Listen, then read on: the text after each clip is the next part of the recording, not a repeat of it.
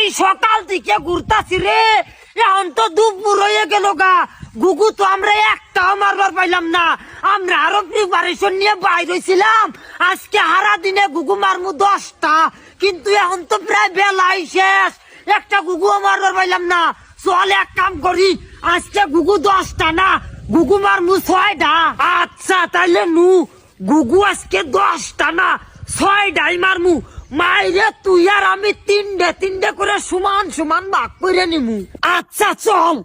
দেখতি দেখতি তো বিকেল 3টে বাজে গেল রে, গুগু তো এখনো একটা মারবার পাইলাম না।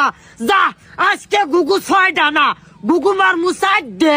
আচ্ছা যা, গুগু 4টে মারমু। মাইরে তুই আর আমি দুইটা করে ভাগ করে নিমু। ওই কি হয়ে গেল রে, দিনই তো শেষ হয়ে গেল গা। গুগু তো একটা মারবার পাইলাম না। যা, গুগু আজকে 4টে না রে, গুগু মারমু 2টে। মাইরে তুই আর আমি একটা করে ভাগ করে নিমু। হ্যাঁ আচ্ছা চল তাই করি। ওই আজকে হারা দিন ঘুরে ঘুরে একটা গুগু মারবার পাইলাম না।